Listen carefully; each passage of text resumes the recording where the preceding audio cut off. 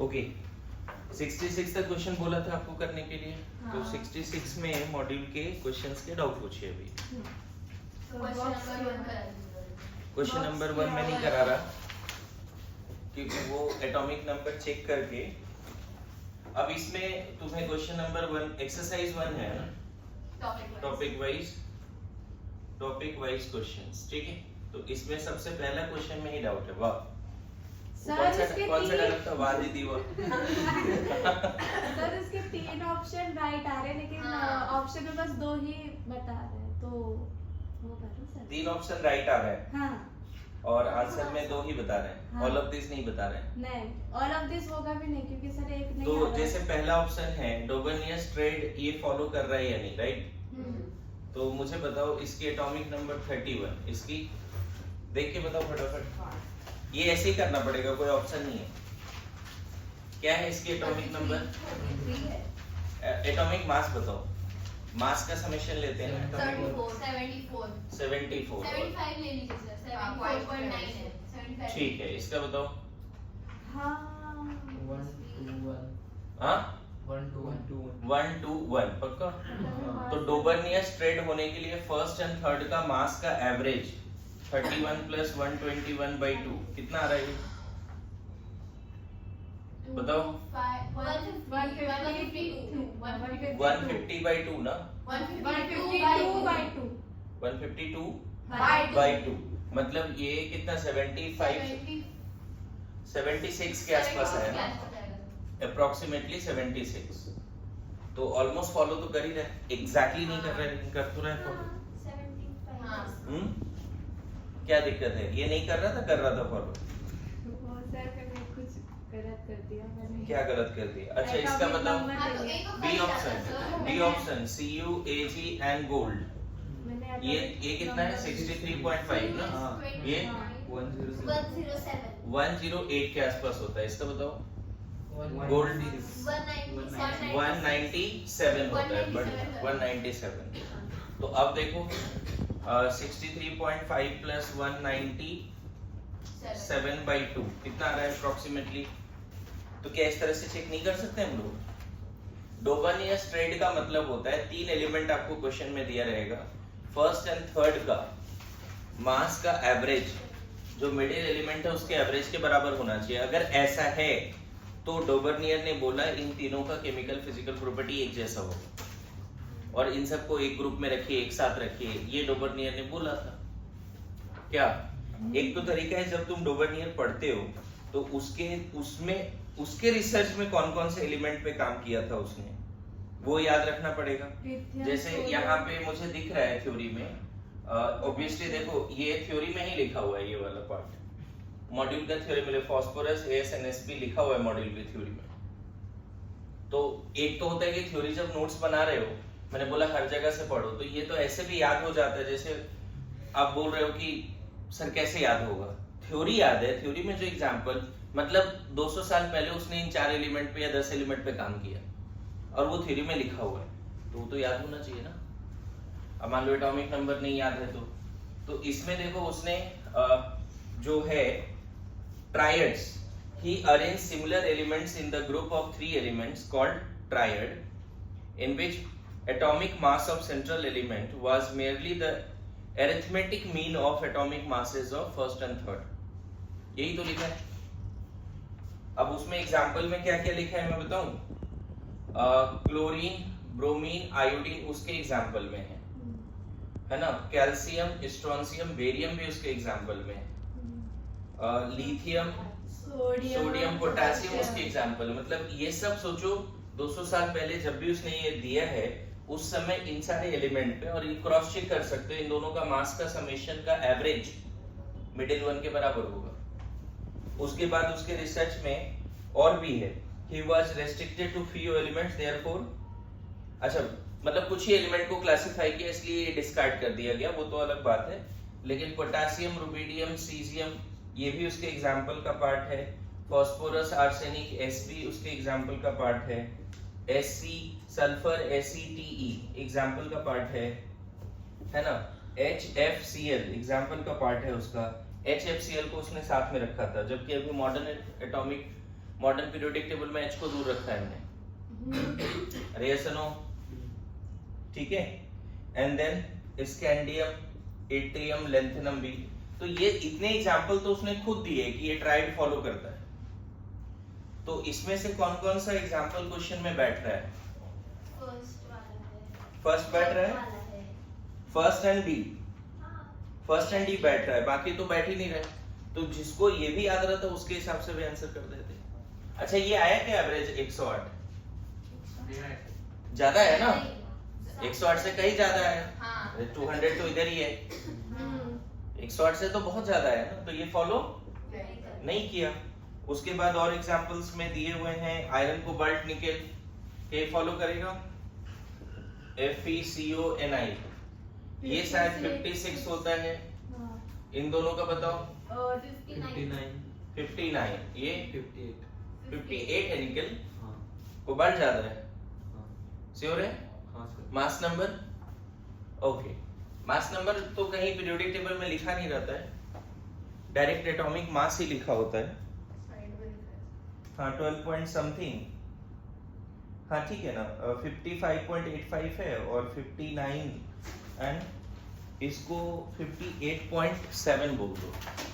58.7, ये 55.5 के आसपास होता है और ये कितना था?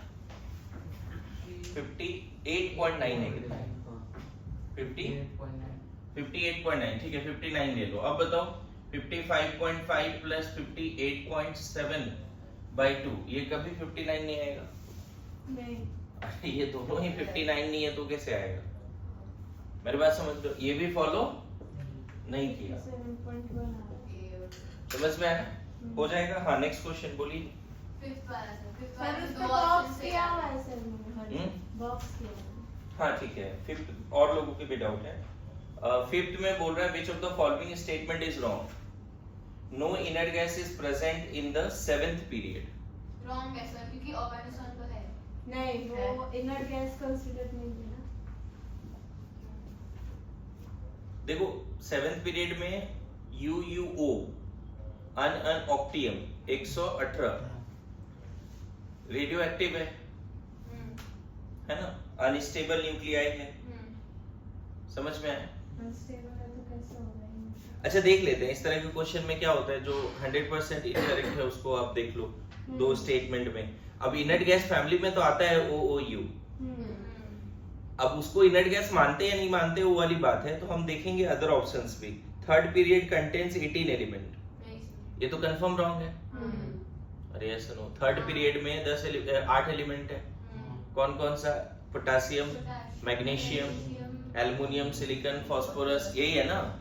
तो बताओ दोनों में से एक अगर सिंगल करेक्ट ऑप्शन है, क्या चूज करें, फर्स्ट या थर्ड, सेकंड?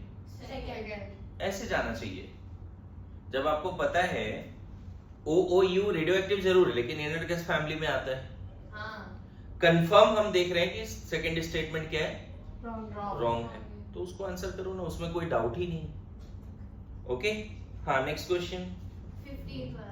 एक 11 भी यहाँ पे क्वेश्चन है, बोल रहा है कि each orbital can hold maximum of 3 electrons। बोल रहा है कि हर ऑर्बिटल अगर 3 इलेक्ट्रॉन होल्ड करता है तो number of elements in 9th period of the periodic table. हमने जो पीरियोडिक टेबल पढ़ा है उसमें 7 पीरियड तक ही है, बोल रहा है 9th पीरियड में कितने हो जाएंगे? तो फिर n+1 ये हटा दूं? का स्क्वायर into 3। अच्छा ये शॉर्टकट फॉर्मूला है नहीं, हाँ वहां पे 3 करना पड़ेगा, सही बोल रहे हैं। देखो दो तरीके हैं इसको करने का, एक शॉर्टकट फॉर्मूला जो है वो कैसे आया उसका डेरिवेशन जरूरी नहीं है समझने का, दो तरीका इसको करने का। एक एकदम ट्रेडिशनल मेथड है। क्वेश्चन क्या है? Number of